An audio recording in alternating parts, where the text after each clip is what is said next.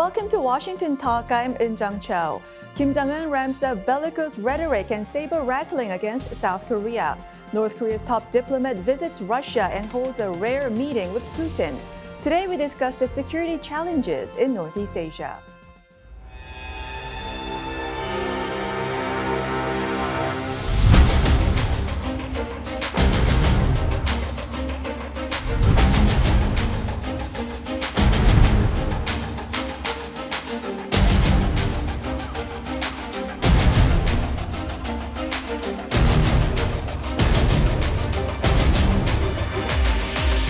북한이 도발해온다면 우리는 이를 몇 배로 응징할 것입니다.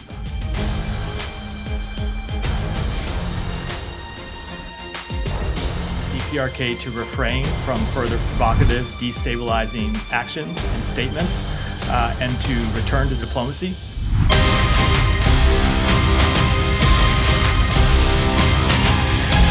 우리나라 수뇌군들이 우도에 맞게 활력 있게 전진하고 있음을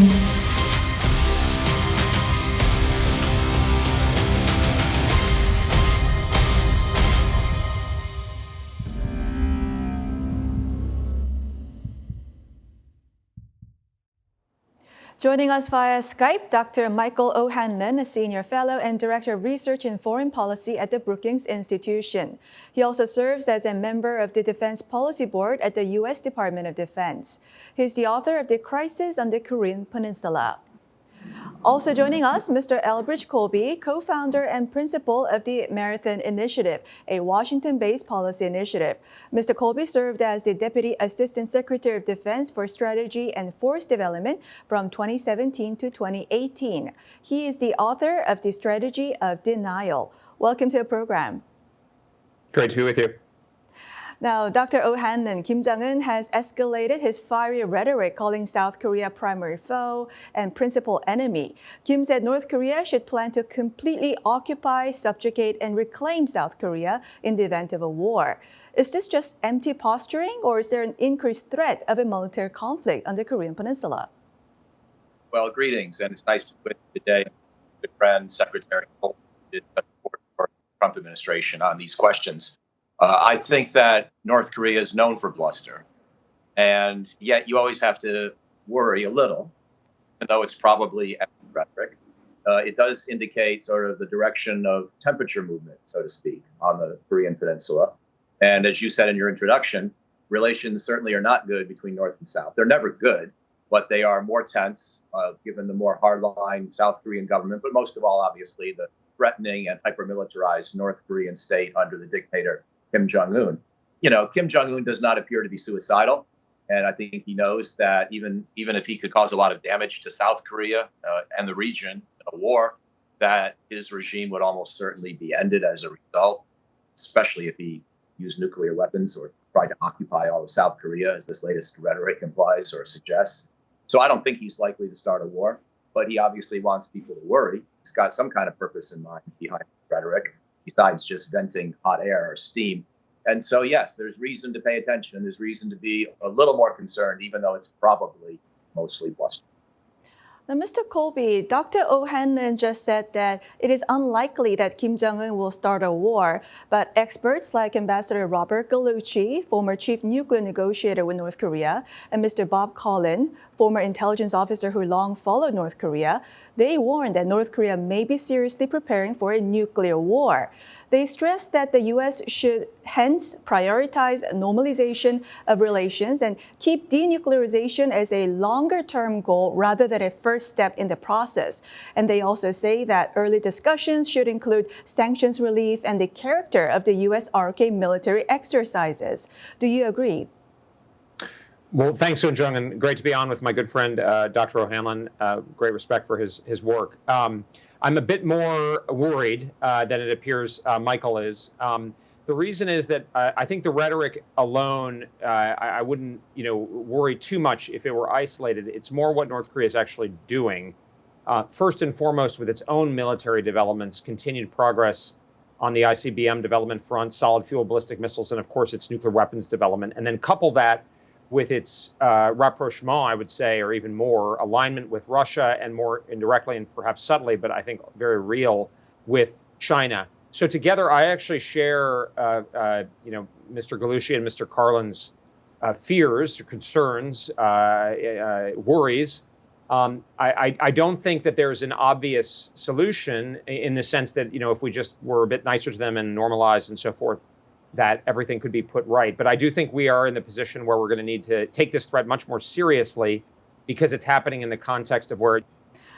The gist of what Ambassador Gallucci is saying is that because North Korea is seriously preparing for a war, denuclearization goals should be pushed back and normalization should be pursued, and could even discuss with North Korea the character of the alliance's drill. Is that the way to go?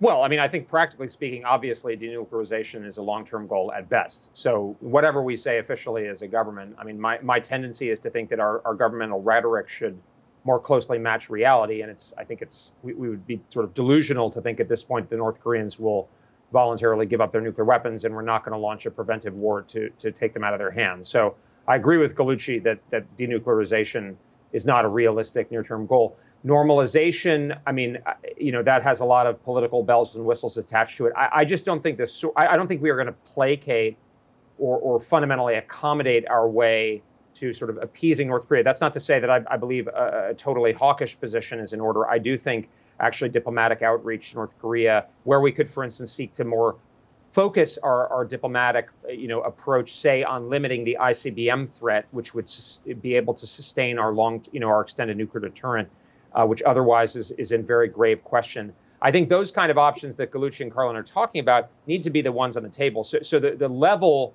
of change and realism, I agree with. I just don't think that this is a product of misunderstanding the North as I think some people do. Dr. Hanlon, North Korea has tested a new solid-fuel intermediate-range hypersonic missile. South Korean military sources say the missile flew at up to 10 times the speed of sound. The missile is also highly maneuverable. What is the technological significance of this test? What impact will it have on the region? And could it neutralize the missile defense system? A very good question. And let me say I agree with Bridget's analysis. I thought that was spot on. And even if I think the chances of war are small, they're still uncomfortably higher than I'd like them to be, and they're headed in the wrong direction. That's the bottom line. So whether you think the chance is 2% or 5% or 10%, we're talking about the potential for nuclear war in Northeast Asia. And therefore, no matter what the number, no matter exactly how we characterize it in probabilistic terms, it's too high, and we need to therefore be creative about policy. So all that said, let me come to your question on hypersonics.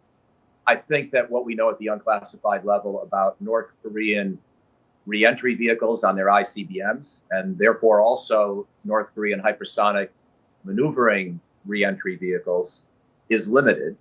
And the U.S. government, even at a classified level, may not fully appreciate or understand exactly what capability North Korea would have, because we have seen North Korea launch the rockets, big rockets before, whether medium-range hypersonic or long-range ICBM, and we know their rocket technology is pretty good.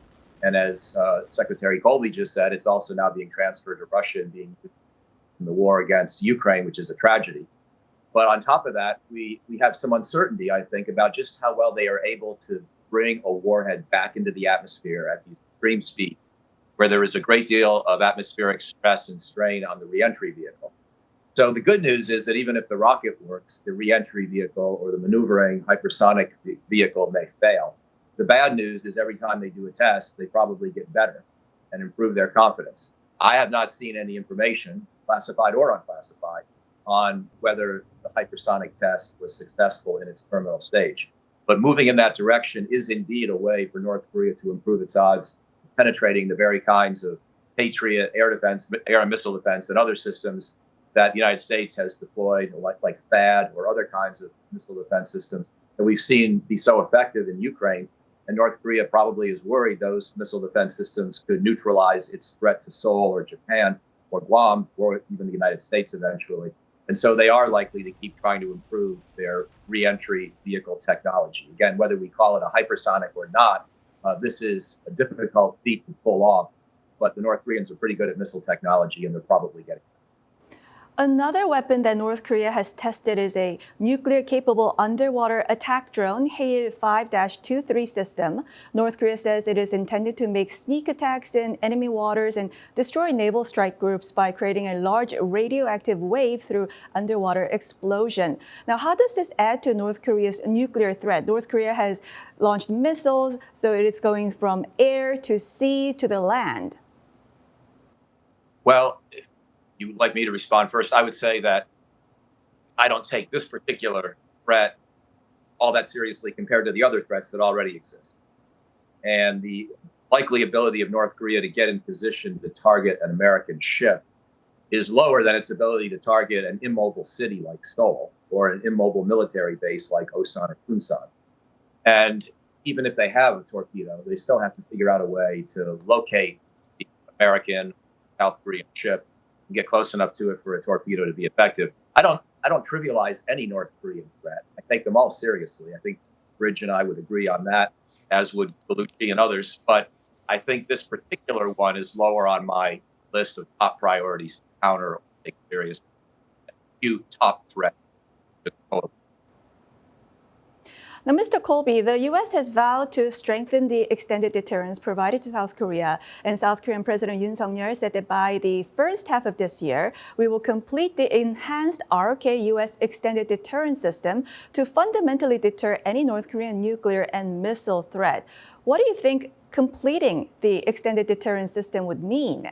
And how will the enhanced extended deterrence system be effective in deterring the North Korean missile threat? Maybe we will see some things that are fundamental changes, but what I've seen thus far out of the Washington Declaration and the SSBN visit to Busan is not a fundamental change at all. It's actually incremental or even within the existing system. And if there are more discussions between the United States and South Korea, that's very good, but that is definitely not a material change. So I'm of the view that under the current situation, because of the points that Michael very eloquently and lucidly made, U.S. extended nuclear deterrence towards South Korea is being fundamentally undermined. And so there needs to be a more significant change in terms of our missile defense capabilities. I mean, I think Dr. Hanlon rightly pointed to the success of Patriot in Ukraine. But when we're talking about ICBMs potentially going against the homeland that are with reentry vehicles and various kinds of decoys and chaffs and multiple reentry vehicles and so forth, against a ground-based missile defense system based in Alaska and so forth that has had a spotty record and is not in very high numbers. And the North Koreans are moving forward with not only their missile program, but also their development of nuclear weapons and warheads and so forth. Together, that I think we're on a bad trajectory. We are heading towards an iceberg, if you will. So I've seen a lot of statements out of Washington and Seoul, including the Washington Declaration, but I haven't seen anything. I mean, sending another B-1 or B-2 over to South Korea is not changing anything. We've been doing that since 1975 or before. So I hope there's an ace up President Yoon and President Biden's sleeve, but I fear there's not. Dr. Hanlon, do you agree with Secretary Colby that extended deterrence does not change the fundamentals of the security on the Korean Peninsula? Well, I like all of his ideas, but I also still feel fairly good about our overall position today, because at this juncture, the United States, as you know, still has 30,000 American troops in South Korea. Another 100,000 plus Americans live in South Korea. And I don't know how Kim Jong-un does his strategic analysis or his assessment of our deterrent, but we've seen for a long time that adversaries don't tend to attack countries where the United States stations support. So I think the tripwire effect back to the strategic deterrent is still pretty good. Doesn't mean I want to be complacent or just keep still and tread water. We do need to look for new mechanisms that would make deterrence even more credible. And I also share Bridge Colby's view that these sort of flyover or port visit kinds of efforts don't amount to much. The ultimate question is, would the United States be willing to escalate and use its own nuclear forces in reply if North Korea started using nuclear weapons on the Korean Peninsula? And that has to be the central question. I really think that what we've seen of Kim Jong-un so far in his career is that he shows every sign of wanting to live a natural lifespan and die a natural death, not an unnatural one. And The United States has proven in the course of his rule and his lifetime that we're willing to use force in defense of interests of our own. And so I still think in that fundamental sense, extended deterrence is probably quite robust. Secretary Colby, Taiwan has elected a pro-U.S. president. The scenario of Chinese invasion of Taiwan draws still a lot of attention. Will China encourage North Korea to create a two-front war in Northeast Asia? How should South Korea prepare for such a scenario? I think that's a very real risk. I mean, I think, look, the danger of a war over Taiwan in this decade and even possibly in this year, although I think the risk increases over time in this decade, it's a very significant risk. And this is for a couple of reasons, and this is being observed in the sort of mainstream press, which is that the election of William Lai Ching-te has really, I mean, you'd have to be kind of delusional in Beijing to think there's an opening to peaceful unification. And there's a big article in the Wall Street Journal today. The Kuomintang is not heading in the direction of Ma Ying-jeou, it's heading in the opposite direction. So there's no constituency on Taiwan for peaceful unification. At the same time, Xi Jinping himself says the United States is trying to strangle China. So it believes it's being put into a corner. And so military force becomes an acceptable option if you think you're being strangled, unfortunately. And of course, the Chinese, despite some sort of peaceful rhetoric in the last couple of months around the quote unquote spirit of San Francisco, are doing all the things they've been doing in terms of military buildup, preparing their economy for sanctions, politically conditioning their own population for quote unquote extreme circumstances, et cetera. Now, if China decides to go to war with the United States, that is a huge, as former Secretary of Defense Harold Brown put it, a cosmic roll of the dice. That is a massive risk, of course. So in that context, if you're China, you're going to do everything that's feasible and tenable to make it more likely you succeed. And in that context, encouraging North Korea to cause problems on the peninsula and with the U.S. forces there, et cetera, that actually seems like a relatively small thing compared to some of the other things that China would be countenancing in that circumstance. So I think this is a very real scenario, and I think it dovetails with Kim Jong-un's own, expressed ambitions that you mentioned earlier in the show, Eun-jung, which I don't, Xi Jinping didn't create. There's an alignment of interest there. North Korea itself can see an opening to work with China and Russia and so forth and Iran. So I think this is a very real risk. What does South Korea need to do? South Korea needs to be prepared to defend itself because in the context, even if North Korea were to strike first, the United States needs to withhold critical forces in the event that China gets involved because a Chinese victory is of far more significance to the United States and others than a North Korean action. So it's very important that South Korea be essentially the one concerned with the defense of South Korea. The nuclear issue is a little bit different. We've talked about that. But that's, I think, very important. And also recognize that U.S. forces everywhere in the world need to be prioritized for dealing with China. This is not about Taiwan per se or Taiwan's relative importance vis-a-vis South Korea. It has to do with the engagement of the PLA and Chinese forces, U.S. forces anywhere in the world, including in Europe, in the United States itself, and in U.S. forces Korea, need to be available to assist in that effort. And I think it's very important because if the United States is defeated by China along the first island chain, who is going to protect South Korea from China? Nobody, right? So South Korea has a rational strategic interest in ensuring that doesn't happen. Now, I'm not saying that South Korea needs to become directly involved in the defense of Taiwan. To the contrary, I don't think that would be very useful. South Korea has its hands full defending its own territory against North Korea and the possibility of a Chinese intervention as well, which is a serious possibility. But South Korea has to understand that it needs to be prepared to defend itself and needs to be prepared to understand that U.S. forces are going to swing to deal with the Chinese. But bear in mind that given that these interests that China has in the potential for military force, direct force is, I think, clearly the lesson of the Ukraine war. As Clausewitz said, Napoleon said, if you want to take Vienna, take Vienna. That means an invasion is China's best strategy against Taiwan. If you're going to launch a cross-strait invasion, you are not going to give warning. You're not going to give warning. And Admiral Lee Shi-min, the very capable former chief of defense in Taiwan, has made this point as well. They're not going to give us a lot of indicators that will give us enough clarity to act. So we might get surprised. So we need to be prepared today, tomorrow, in a year, and in 5 years, and in 10 years as well. Dr. O. Hanlon, U.S. forces Korea are getting ready to fight tonight with North Koreans. Their purpose is to defend South Korea from North Korea. What Secretary Colby is saying is U.S. forces Korea should be available to go against the possible Chinese aggression in the region. What are your take? Yeah, this is scary stuff to talk about, and Bridge did a great job, as always, pointing out many of the dimensions. It certainly is true that if there were a war pitting the United States against China over Taiwan, that it would be very hard to predict the outcome, especially if it were a naval blockade scenario, because one thing for China to try to invade Taiwan, that's sort of a cosmic roll of the dice and sort of a hit or miss. You succeed or you don't.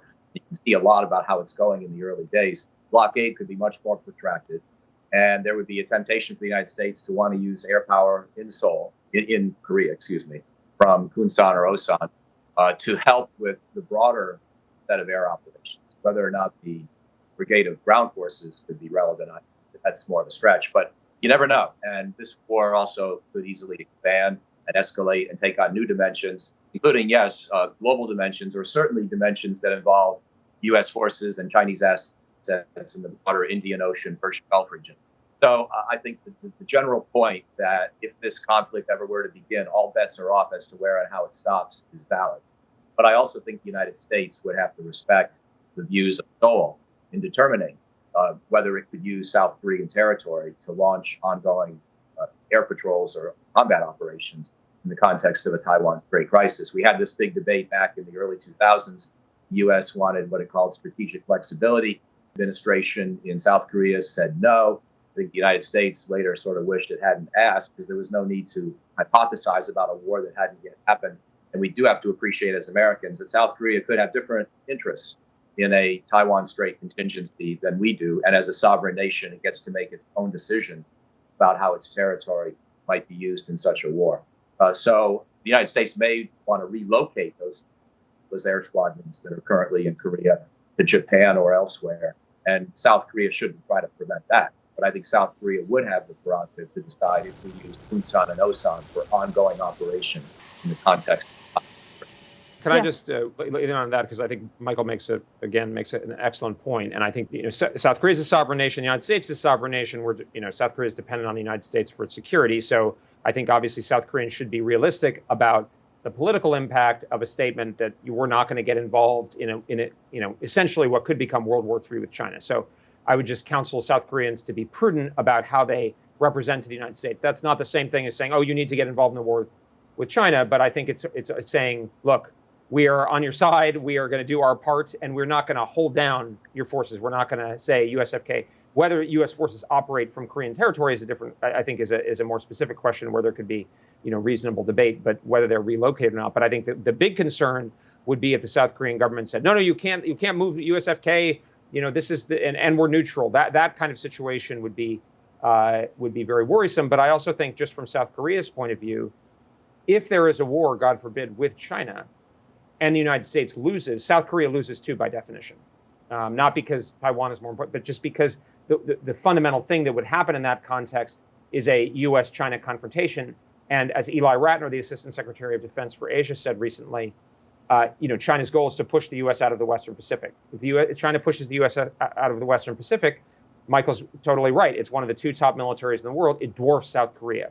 So South Korea has a strong interest in avoiding that outcome, but we also need to recognize, of course, that there's the more immediate threat to South Korea from North Korea, and that's important for Americans to understand, I think, is a difference. Actually, one of the reasons I have some skepticism about the investments in the trilateral relationship, that the United States have made over many years. Not that it's a bad thing, but that I do think there are differences in threat perceptions and interests and so forth, and we should frame our military strategy to accommodate and be realistic about that, rather than trying to kind of flatten them all out and make them all the same. Trilateral as in U.S., South Korea, Japan? Correct, all yeah. Right. Well, that's all the time we have for this week. Secretary Colby, Dr. Hanlon, thank you very much for joining us. Thanks for joining. Thank you. And thank you for watching. We'll be back here next week with U.S. experts to discuss the two Koreas and the region right here from Washington.